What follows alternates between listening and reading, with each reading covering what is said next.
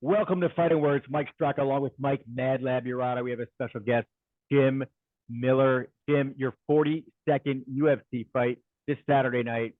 That's got to feel great. It's not what I expected. I never really imagined that I'd get to this point. My goal early in my career was to be done by the time I was 34 years old, and I'll be 40 in a couple months. So, yeah, it's been a ride. It's sure should have been a ride. Jim, you know what's crazy, man? I trained with you and your brother back in Planet Jiu-Jitsu back in East Hanover. And I literally would, like, I still sit there every time you make the walk. I sit there, I'm like, listen, you know who the best kid, you know who the best kid in the room is. Like, and I know we all knew you were the best guy in the room. But every time they talk about you on TV, I'm like, dude, who would have ever thought that you would have been leading the most fights, the submission attempts, second place in submission, tied with Damian Maia? Like, it blows me away. I mean, it's almost like a proud moment to know I actually got to train with you and your brother. Back in the Macenzio days and the Rivera days, reality fighting. So it's like, it's got to be for you. I mean, obviously you need to have like a very stern confidence in yourself, but there's got to be days where you wake up and you're just like, I mean, whoever thought? Yeah. It's like I said, I never imagined that it'd be 42 walks, and the name on the top of the list in a couple of those areas, a lot of them, those records. Yeah. So it hasn't all gone the way that I wanted, that I planned, but I'm still here and still able to do it, and still just as dangerous as ever was. So I'm gonna try to get in a few more, and there's that part of me that absolutely cannot wait until it's like, man, like this is the last one. But we're not there yet. So I'm gonna keep having fun doing it. One of my favorite stories, Mike's going back to when he trained with you back in those days, but I remember the first time I interviewed you and Dan. It was a big deal. It was like my Fox Fight Game show was kind of still new, and I had two guys from Jersey, and they were brothers. And I remember the headline was, "It's Miller time." Like I was very clever, right? But one of the stories that you told that day was you used to work for your dad, and you and your brother were fighting at I think it was Ring of Combat. You were cutting weight, and he had you up on a roof because it was going to rain, and he made you close up the roof with tarp before it rained, and you guys were cutting weight. You had to fight that night.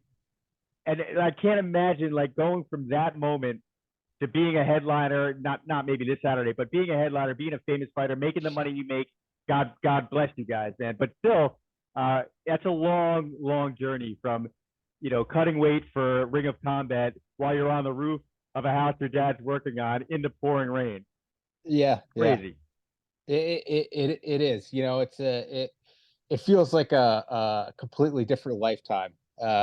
Some of the old stories, and like that, we're both fighting in title fights, and we needed to get the roof sealed up because it was going to rain over the weekend, and it was the day before weigh-in, so we ended up working like a 13-14 hour day. I think I dropped a few things off the roof because I was a little bit woozy, but like we got it done, and it's been a wild ride. Jim, let me ask you a question. This is another thing that fascinates me with like a lot of the savvy vets. Some of them, it doesn't kind of the puzzle don't pick from, kind of fixate from. But for you, for certain guys like Andre Arlovsky, who's actually, on this card, how do you manage? Like, you've seen it all. I mean, if you really look at the landscape of MMA, it's really not that old. You know what I mean? It's not like boxing, it's like wrestling. So like the evolution of it is almost yearly. I mean, big jumps in evolution. You're one of the guys, obviously, who's came in the very tail beginning of it, and you've seen the evolution. But in seeing it, you also went through all these trials and tribulations with your Lyme disease, and certain things, and you were able to evolve. And it's kind of incredible to me, like, to see that you still have when you get into the cage with, it doesn't matter who they are, young or old, you always know, like, you sign on that dotted line to fight Jim Miller, you better be ready to fight. Like, how do you handle that evolution? How have you handled that evolution? I've always been just kind of a student of the game. I enjoy learning new things. I enjoy sucking at things and trying to pick it up and it like one of the hardest parts about continuing to learn and competing, at the sport's highest level is like something as a pro athlete, you're going to be able to pick things up and you might be able to do them at a decent level inside the gym, but they're not quite ready for the octagon yet. So you have to be learning, but also like filtering what you do inside the cage. Because I've made that mistake in the past where I feel like I could have won a fight and I ended up doing some stupid stuff that I'd just been learning. And I've seen some of my peers do it as well. So yeah, I just try to adapt and stay healthy and have fun with it. I mean, I still my knees and shoulders don't move like they used to. I don't turn my head like I used to, but I still love it. I still love training and I love just figuring out some more pieces to the puzzle. Do you get a certain kind of like a mushy feeling when you see guys your age, like, that are still in a Clay Guida, Andre Arlovsky, guys that, you came up with, knowing that you're all like, you give each other like a secret wink, like, yeah, we're still here. Mm-hmm. I gotta say something. Andre is unreal. Like, it's crazy. I mean, he was a UFC champ before I started even fighting. Yeah. So his journey is like above and beyond, in my opinion. Like I've had a few more miles in the meantime, but the length of his career has been absolutely like astounding. And it's crazy because he's not that much older than me. And yeah, he was a heavyweight champ before I started fighting. So yeah, it's cool to bump into the guys that are still around and know that somebody else is banged up and hurting just as bad as I am. But yeah, it's I don't know. I think I've definitely said it before that like one of the biggest things to me is the respect that I feel that I've earned from my peers. There's there really is anybody that's like coming up and throwing a shoulder at me as we're walking by or anything like that. It's always handshakes and head nods and and stuff like that and good luck and I've always been a fan of the sport and the fighters. And I'm a fan of these other guys, these other fighters and gals. But yeah, like I try to show that and I feel like I've gotten some of that respect back. Yeah, that's funny you said that because I've never seen really anyone try to trash talk you. Like it's like you've earned that respect. Anyone who fights you, they always consider it an honor. I remember when you fought Joey Loizon. I love that fight. You know what I mean? Oh my like God, great fight. What a great fight.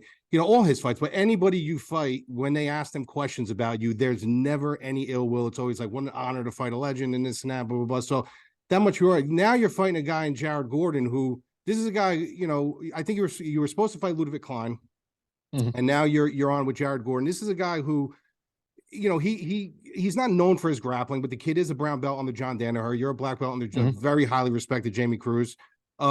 Is this a fight you find a better matchup for you than Ludwig Klein, or is it just kind of business as usual? You go in, same big game plan, and you make up your blueprint as you're in there? I think it's business as usual. I mean, this is the third fight in a row that I've had a new opponent come in like 2 weeks out or sooner. So yeah, I train to fight. I've got a list of things, levels of importance when I'm training. It's like number one is be healthy.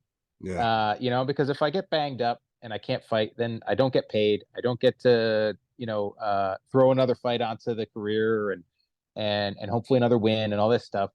And then it's like, be in shape, which is easy even when you're banged up. You should be able to, you know, do some conditioning. And then it's like, yeah, really work on the things that I'm good at and dangerous at. And then the last thing really is figuring out my opponent. Um, you know, because they've got two arms, two legs, you know, and a neck. So everybody has the same weaknesses. They just got some different, you know, stylistically differing things between them. So yeah, we went from a lefty that kicks a lot to you know, to a guy that's a boxer and wrestler and has a little more ground game. Um, I mean, I've seen it all at this point, so it doesn't really matter to me. You know, I'm appreciative that Jared hopped in here. I really like the fight. You know, I'm a fan of his, and it's I feel like it's an exciting one. You know, leading up to it. So yeah, for me, nothing really changes. Just make it to fight night. You know, cut the weight, do the work, and when the cage door closes behind me, try to make it a Jim Miller fight. Well, this is going to be a kind of a cliche question that you've probably heard a million times, but is it harder getting down to 55 at 39 years old? It hasn't been. You know, like at this point, I've got things pretty well, you know, figured out. Basically, you know, like we've done the ins and outs, and for years now, right? I started doing the immersion bath stuff back in 2012. You know, I used to walk around just under 190 pounds. Nowadays, I'm about 175. You know, there's positives and negatives to that. You know, I liked being that guy. I liked being the, you know, the really strong guy and you know, explosive but it took a lot more work.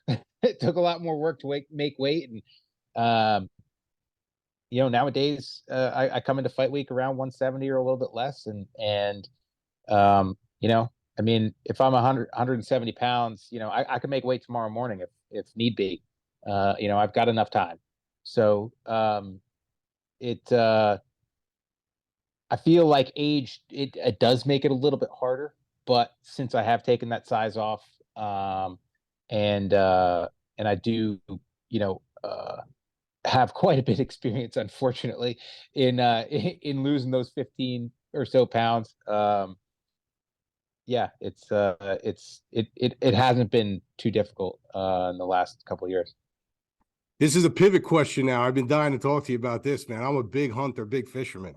So I see on your social media, man, obviously the past like year or so, you've really been up in that part of your game. You got the cookbook now. What happened with that? Something where there was like a delay in the print and yeah, you know, is one of those lessons. How did you do? Right. How did you do with that book? You know, it was supposed to be this the initial piece of something bigger, and then the team that I was working with ended up imploding like the day before we were supposed to launch. So it ended up being kind of just a standalone. And you know, as a as a as a fighter coming out with a wild game specific cookbook, it's very nichey. So it hasn't done too great, you know, but it was a cool process to go through it and to get that out.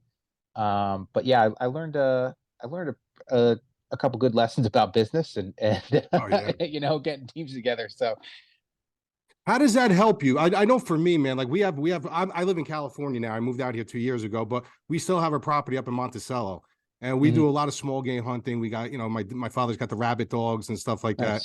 nice. for me, man, if I have a bad week or I need to get out, like that's such a centering point for me. Even if I go sit in a tree stand and I don't get anything, you know what I mean? It's just a point. You're out, you're in nature, you're by yourself, you're with your thoughts. And when you get out of that tree or you take the dogs in back into the truck, you're just centered at that point. Has that helped you at all? I mean, has that really, even if you're working on your farm or working on your, see, you got like the stables going and stuff like that. Is that a way for you just to like, let me get away from fighting, let me clear my head and or is it work for you? It's like I said, I like being a student, so excuse me. I'm trying to learn at everything, like I'm not the kind of guy that's gonna be able to come back from the gym and play video games or binge watch Netflix or something like that. That's not me. I need to do something. I need to learn something. I need to like tinker and use my hands and my brain. And the aspects of like farming and trying to have a homestead and stuff like that. Like I'm constantly learning new stuff and failing, but then succeeding as well in other things. And it's kind of like just that continued education, continued student thing that you need in the sport of jiu-jitsu. You have to have that, like you in order to evolve, in order to keep up, in order to adapt to the changes of your body and all this stuff. You have to learn how to adapt your game and change your style. So I just like that part of it, that always being a student and learning stuff. But like you said, being in a tree stand, it's very calming. And then there are the moments where your heart leaps out of your chest. Oh yeah, of course. But yeah, like I mean, I grew up playing in the woods and yeah, I'm at home there, and then there's the side of it of harvesting clean protein for my family and I, and I'm this is 42 fights inside the UFC, and I think there might be something to the lifestyle, that simple lifestyle. Who knows? Look at Tim Sylvia. Tim Sylvia is another one, man. Tim Sylvia, he's big. He's big. I don't know if you follow him, but he's big into that, man. He's got all the sponsorships with all the hunting companies and stuff. He there's something to that clean eating, man. Yeah. I mean, because that's the thing, is like food was one of the biggest things that helped me get over Lyme disease. Like I really kind of. Are you over it now? I was asking Mike. I wasn't sure. Is it clear or are you maintaining it? I feel like I've been over it for a couple of years now. Good. And then it was kind of figuring out like how to adapt and be the new me, right? Because the reason that I lost 15 pounds of muscle is because I was on doxycycline for so long. In 2016, I is really when most of it came off. My first cycle of doxycycline. So trying to learn and still be a dangerous fighter with kind of a different body, right? Like food really kind of, I feel like, helped me get over it. Kicked all really reduced the amount of sugars and stuff like that I consume, and like I feel like food it's a medicine, right? Like it's what we're putting into our body to break down and become new cells and stuff like that. So if you're putting shit in, you're gonna get shit out of it. So I try to eat as clean as I can and have a hand in as much of the process as I can, because especially after sorry about that especially after the last couple of years, I don't trust big government and corporations as much, and I know that I'm not alone. So yeah, the more self-reliant I become, the better I feel about it, and the more satisfying every meal that I produce myself is. Well, there's something to be said about that too. Like Mike, you're from, you're Chilean and stuff. You could relate to this, but if you look at the past, like my grandparents, my great grandparents, they lived until they were 100 years old. They were drinking wine, they were eating semolina bread, and they were eating meatballs and stuff. It's not like they were eating healthy, but they were eating extremely pure source product. You know what I mean? In the farms of Italy and stuff like that. So there's definitely, like you said, I don't care what anyone says. There's definitely something to be said about the way you're sourcing your harvest. Yeah, no, I agree. All right, there's a lot of trash in what we eat. I just want to ask you one last question, Jim. And sure. This subject came up today. Somebody asked me who the greatest promoter was. And I said, what kind of promoter? He said, any promoter, concert, fighting. And he brought up Live Nation for concerts. He's a music guy. And I said, Dana White. And he's like, no way, no way. I'm like, there's nobody who could have done what Dana White. And granted, the Fertitta money helped. It helps to have that cushion and that net to fall on if you fail. But he made very few mistakes. He may not be the most liked guy in the organization. But, man, if you think about 2001 to today, what the UFC has done and how many fights and how many millionaires he's created with the fighters, and everybody's got a problem with it. But I just think I stand by that. Dana White's the greatest promoter of all time. I agree. Jim's gonna keep his mouth shut. You know what? It's nobody's ever completely happy, right? Right. But Dana's done good by me and my family, and there are obviously things that I would like to see change. But yeah, I mean, to do what he's done with the UFC and to bring it where it's at now is it really is. It's pretty crazy to think about. I mean, they bought it for a couple $1 million, and now it's like with the WWE, it's like 12 or 18 billion or something like that. It's ridiculous. It's absolutely ridiculous. But also, even when you got into the UFC, you were fighting at MGM and I think Mandalay early on, but now you guys have your own arena in Las Vegas, the fight capital of the world. You've been all around the world, from Germany to Abu Dhabi to Australia. I mean, it's just amazing that the growth of the UFC, and it's not all Dana. Don't get me wrong; the fighters have a big part of it. And absolutely, and I agree that there needs to be changes, but all of that's been beat over like a dead horse, and some things will never change. But anyway, if you could go back and do it all over again, would you still do the UFC, or would you pick another organization? No, yeah, I'd still fight in the UFC. I think maybe I would have convinced myself back in those days to pull up a shtick or something like that, or pull the heel roll.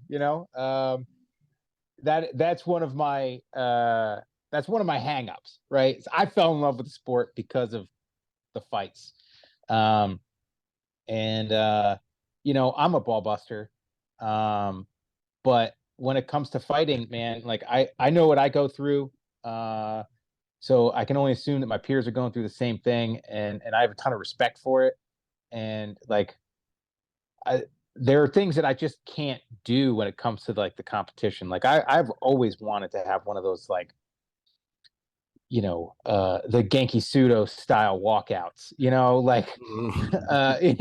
backup dancers and all that stuff. I could never do it. Well, I think that's why you were respected so much, right? Man. Yeah. It's and it's the roads that I chose, right? Because I got shit for it. I mean, people said, hey, you gotta sell it, you gotta do this, you gotta do that. And I chose to say, hey, listen, I'm gonna sell it by the way that I fight and the way that I carry myself. And here we are now, and like you said, I think that's what's earned the respect of my peers from that stuff. But there's probably a lot more money that could have been made. Yeah, you said that you wanted to retire at 44. You got 4 more years to go. Start thinking about that. No. UFC 300. I said I wanted to retire when I was 34. Yeah. And we're here we are like 6 years later almost. Well, you're doing UFC 300, right? Is that what the goal is? UFC 300? That's the goal. That is the goal.